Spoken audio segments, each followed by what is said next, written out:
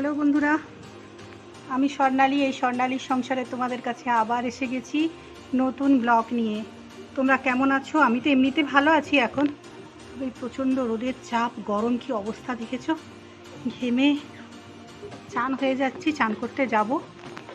তার আগে তোমাদেরকে দেখিয়ে দিই, গামছাড়াই ভিজে গেছে না তো, মুছতে মুছতে কি অবস্থা। তোমরা লাইক শেয়ার কমেন্ট করে দিও যারা করছো না। আমার পাশে থেকো, সাথে থেকো।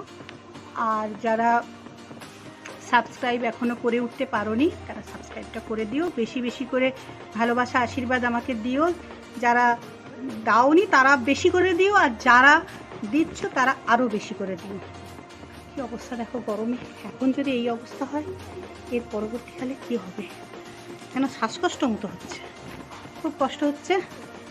যাই হোক, তোমাদেরকে এবার দেখিয়ে দেবো আমি কী কী রান্না করেছি। চলো দেখাই। বাবু বাইরে পাখা চলছে রে। চলো এবার দেখাই তোমাদেরকে কি কি রান্না করেছি। দেখো, দুধেশ্বর চালের ভাত করে নিয়েছি প্রত্যেক দিনের মতো, দেখছো।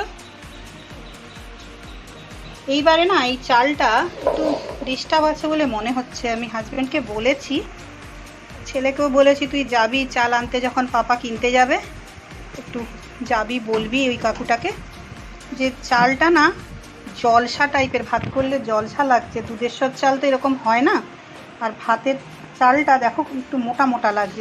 দুধেশ্বর চাল খুব সরু হয় এবং স্বাদ, ভীষণ স্বাদ হয়, ঝরঝরে হয়, আর অনেক পোকাও আছে জানো তো।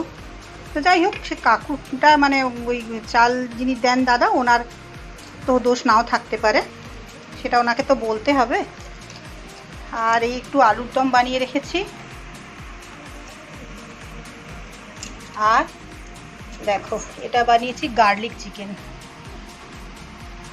দেখেছ, গার্লিক চিকেন বানিয়েছি একদম কষা করে, কোনো জল দিইনি, মানে রসুন দিয়ে, রসুন থেঁতো করে ভাজা একদম।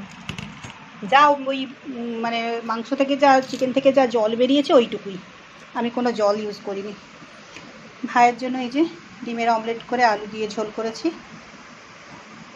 আর ফ্রিজে চাটনি রাখা আছে, পেঁয়াজ লঙ্কা লেবু সব রাখা আছে, আর দেখালাম না। তো যাই হোক, এটুকুই আমার আজকের। প্রচণ্ড কষ্ট হচ্ছে গরমে। তোমরা খুব ভালো থেকো, হাসি খুশি আনন্দে থেকো, তোমাদের শুভ হোক, মঙ্গল হোক, সবসময় আমি এই কামনা করি। আর যতদিন বাঁচবো ততদিন করব।